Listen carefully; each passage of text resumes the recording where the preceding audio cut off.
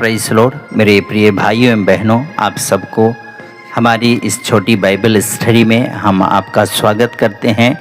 जो हमारे विषय इस प्रकार से होगी, 300 से ज़्यादा भविष्यवाणी एक व्यक्ति में पूरा होना असंभव है। इस विषय पर विशेष हम चर्चा करेंगे और इससे पहले आपको मैं विशेष बाइबल का इंट्रोडक्शन आपको करा दूं। उसके बाद हम इस विषय पर हम अपना विचार को रखेंगे और बाइबल की इस वचनों से हम बातें करेंगे। इस प्रकार से है, इसे हम पवित्र बाइबल कहते हैं और इसमें 66 पुस्तक पाया गया है। इस 66 पुस्तक को 2 भागों में विभाजित किया गया है, old testament and new testament, जिसको पुराना नियम और नया नियम कहते हैं। जो पुराना नियम में 39 बुक है और नया नियम में 27 बुक है। और इन दोनों भागों को अलग अलग भागों में विभाजित किया गया है। जैसे कि ओल्ड टेस्टामेंट जो पुराना नियम है, इसको हम अलग अलग भागों में विभाजित किए हुए हैं। जैसा कि पेंटाटोक की पुस्तक, जिसको व्यवस्था की पुस्तक या मूसा की पुस्तक कहते हैं, जो 5 पुस्तक पाया गया है। जैसे कि जेनेसिस है ना, जिसको उत्पत्ति, निर्गमन, लय व्यवस्था, गिनती और डेट्रोनोमी, जिसको हम व्यवस्था विवरण कहते हैं। ये 5 पुस्तक मूसा का पुस्तक कहा गया है, जिसको व्यवस्था की पुस्तक भी कहा गया है। उसी प्रकार से उसके बाद में आपको इतिहास की पुस्तक मिलेगा, जो व्यवस्था विवरण के नीचे आपको 12 पुस्तक आपको काउंट कर लेना है। उसके बाद में आपको आता है पोइट्री, जिसको काव्य भी कहते हैं, उसमें 5 पुस्तक पाया गया है। उसके बाद आता है बड़े भविष्यवक्ता, उसमें 5 पुस्तक पाया गया है। और उसके बाद आता है छोटे भविष्यवक्ता, जो 12 पुस्तक पाया गया है। इस नंबर के अनुसार आप पुस्तक को आप मिला सकते हैं, जिसमें पेंटाटुक है जो मूसा की पुस्तक, वो 5 है। उत्पत्ति से आप काउंट करिएगा। उसके बाद इतिहास की पुस्तक है 12, उसको 12 काउंट करिएगा। उसके बाद पोइट्री 5 काउंट करिए, बड़े भविष्यवक्ता 5 काउंट करिए, छोटे भविष्यवक्ता 12 काउंट करिए। इस प्रकार से यह विभाजित किया गया है। अब हम चलते हैं नया नियम की ओर, जिसमें इस प्रकार से है, इसको भी विभाजित किया गया है। गॉस्पल, जिसमें 4 पुस्तक पाया गया है, मत्ती, मरकुस, लूका, यूहन्ना। इस प्रकार से ये पुस्तक 4 ठोको हम कहते हैं गॉस्पल। उसी प्रकार से इसमें है हिस्ट्रिकल, जिसको इतिहास की पुस्तक कहते हैं, जो एक है, जो यहाँ पर देखते हैं तो मालूम पड़ता है प्रेरित की पुस्तक, जिसको एक्ट्स कहते हैं। उसी प्रकार से तीसरा जो भाग है, इसमें लेटर्स ऑफ पॉल, जो पुस्तक लिखा गया है पौलुस के द्वारा से, पत्रियां हैं, 13 है। उसको काउंट कर लीजिएगा, 13 रोमन से आगे 13 कर लीजिएगा काउंट। और चौथी जो है अन्य पत्रियां, जिसको हम देखेंगे 8 पुस्तक पाया गया है। 5वीं जो भाग इसमें पाया गया है प्रोफेसी, मतलब भविष्यवाणी की पुस्तक, जो एक है नया नियम की अंतिम पुस्तक रेवलेशन, जिसको प्रकाशित वाक्य भी कहते हैं। इस प्रकार से हमारी संक्षिप्त बाइबल का जो पूरा डिटेल पाया गया था, परिचय। अब हम चलते हैं हमारे विषय में जाने से पहले हमारा विषय और एक बार याद करा दूं आप सबको। 300 से ज़्यादा भविष्यवाणी एक व्यक्ति में पूरा होना असंभव, इस विषय पर हम चर्चा करेंगे। इससे पहले हम यीशु मसीह के जीवन का संक्षिप्त परिचय, इसको भी अपन देख लेते हैं। इस प्रकार से है, उसका जन्म बैतलहम में हुआ है, मत्ती 2:1। उसका बचपना नासरत में हुआ है, लूका रचित सुसमाचार 2 अध्याय 39 से 40 तक आप देख सकते हैं। और यहाँ पर उसका सेवा का शुरुआत, उसका जो सेवा करने का जो शुरुआती था, उसका लगभग 30 वर्ष की उम्र में वो सेवकाई को चालू किया हुआ था प्रभु यीशु मसीह, जो लूका उसका 3 का 23 को आप पढ़ेंगे तो मालूम पड़ेगा।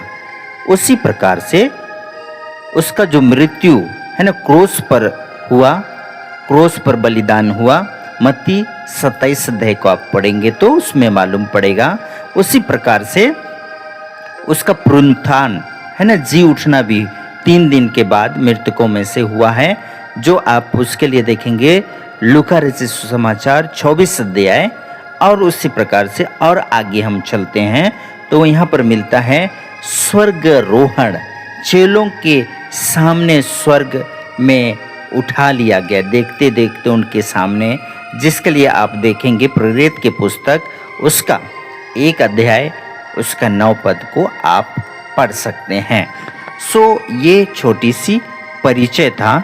अब हम यीशु मसीह के जीवन शैली के ऊपर थोड़ा देखेंगे और संक्षिप्त में हम जाएंगे, ज़्यादा हम गहरी में नहीं जाएंगे। ऊपरी तौर से इसको बता करके हमारे विषय पर जरूर आएंगे। आप इस विषय पर हम अपना ध्यान को केंद्रित किए रहें।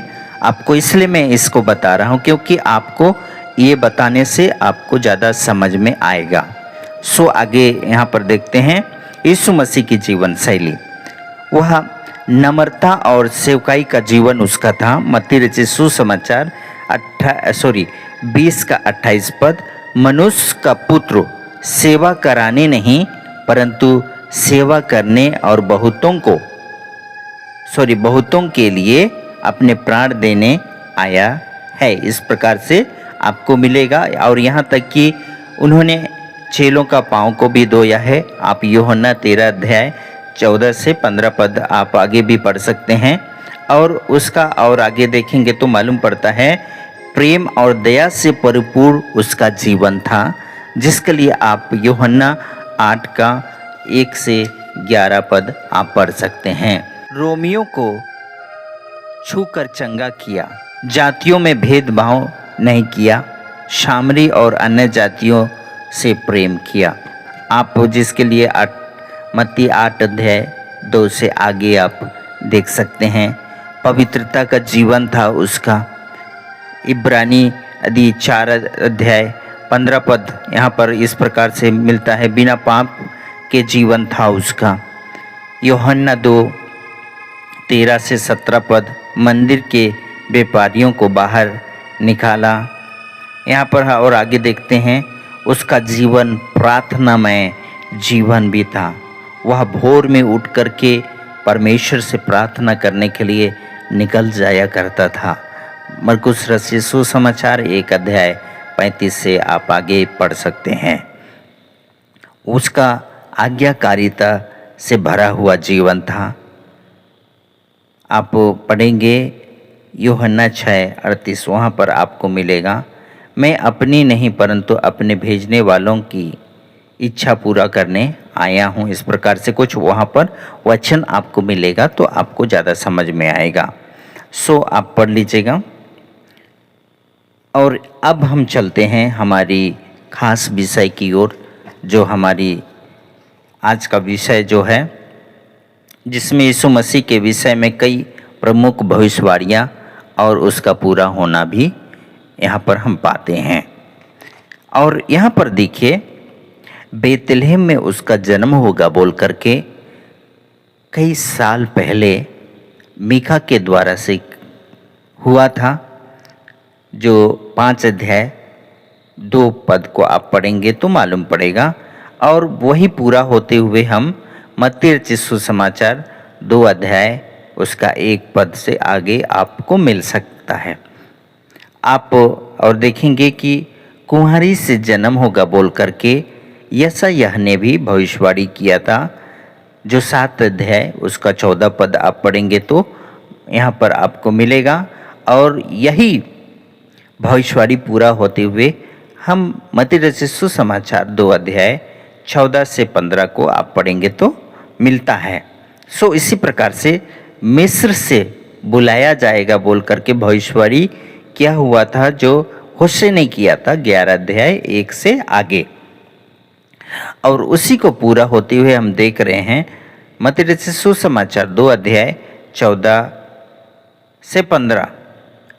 और आगे इस प्रकार से भविष्यवाणी हुआ था, वह चमत्कार करेगा, छिन चमत्कार को करेगा। इस प्रकार से यशायाह ने भविष्यवाणी किया था। यशायाह की पुस्तक 35 अध्याय 5 से आगे, जो पूरा होते हुए हम मत्ती रचित सुसमाचार 11 अध्याय 4 से 5 पद को हम पाते हैं। और वह लिखा है, जो भविष्यवाणी किया है यशायाह ने 53 अध्याय उसका 7 पद में, वह मौन रहेगा। इस प्रकार से वहाँ पर आपको मिलेगा। और उसको पूरा होते हुए हम मत्ती रचित सुसमाचार 27 अध्याय में पाते हैं। हाथ पैर छेदे जाएंगे, इस प्रकार से भविष्यवाणी आप भजन संहिता 22 अध्याय उसका 16 पद को आप पढ़ेंगे तो पता चलेगा। परंतु पूरा होते हुए हम नया नियम में देख रहे हैं 20 अध्याय उसका 25 से 27 पद। और उसी प्रकार से कब्र में रखा जाएगा बोल करके भविष्यवाणी यशायाह ने 53 अध्याय उसका 9 पद में किया था, जो पूरा होते हुए मत्ती रचित सुसमाचार 27 अध्याय उसका 57 से 60 पद को पढ़ेंगे तो आपको मालूम पड़ेगा। सो मेरे प्रियो, आप और आगे देखिए, यहाँ पर मृत्यु से जीव उठेगा, है ना, उसका पुनरुत्थान हो जाएगा बोल करके भविष्यवाणी हुआ था। भजन संहिता उसका 16 अध्याय 10 से 11 पद आप पढ़ सकते हैं। और आगे देखिए, स्वर्गारोहण जो पृथ्वी से उठा लिया गया, उसके बारे में भी भविष्यवाणी हुआ था, जो भजन संहिता 68 उसका 18 पद में मिलता है। और यह पूरा होते हुए जो चेलों के सामने, उनके आँखों के सामने देखते देखते वह स्वर्गारोहण हुआ। प्रभु यीशु मसीह, जो प्रेरित की पुस्तक उसका 1 अध्याय उसका 9 पद को आप पढ़िए। सो इस प्रकार से मेरे प्रियो, मैं बताना चाहूँगा कि यीशु मसीह के बारे में 300 से अधिक भविष्यवाणियाँ पूरी हुई है बाइबल के अंदर। सो क्या यह सिद्ध करता है कि यीशु मसीह ही मसीहा है? इतनी सारी भविष्यवाणियाँ एक ही व्यक्ति में पूरा होना मनुष्य के लिए असंभव है। आप इस पर ज़रूर कमेंट करें कि रियल में क्या मसीहा यीशु मसीह ही है, जो हमारा उद्धार करता है, सारी सृष्टियों का बनाने वाला परमेश्वर है।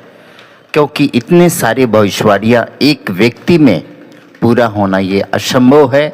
इसका मतलब यही है कि यीशु ही प्रभु है, जो हजारों साल पहले ये भविष्यवाणी हुई थी ऐसा होने वाला है और वो हुआ। सो उसी नाई यीशु मसीह फिर से आने वाला है, फिर से वो इस जगत पर जरूर आएगा हम सबको ले जाने के लिए। उसके बाद पृथ्वी में अनेक अनेक विपत्तियां को हम देखते हुए पाएंगे और यह साइन आज ही हमको मिल चुका है। सो मेरे प्रियो, आगे स्टडी में जाने से पहले मैं आशा करता हूँ आपको समझ आया होगा। ज़रूर कमेंट करें, ज़रूर शेयर करें और हमको बताएं कि ये स्टडी कैसा लग रहा है, और हम आपको आगे स्टडी में लेके जाएंगे, प्रकाशित वाक्य की ओर जाएंगे और हम अच्छी गहरी स्टडी आप लोगों के मध्य में लाएंगे। इसलिए आप हमारी इस स्टडी पर ज़रूर गौर करें, ज़रूर बाइबल खोल के रखें। इस अंतिम समय में हमको गहरी शिक्षा में जाना अनिवार्य है, जिसको आपको समझने के लिए बाइबल हर दिन पढ़ना है। और ज़रूर कमेंट करें मेरे प्रियो, ये स्टडी कैसा लग रहा है, लोगों को शेयर करें कि ज़रूर वो लोग भी सीख पाएँ ऐसे अध्ययनों को। सो मेरे प्रियो, आप सबको नेक्स्ट बाइबल स्टडी में पहुंचने से पहले या आने से पहले आप सबको जय मसीह की, प्रेज द लॉर्ड, आमेन।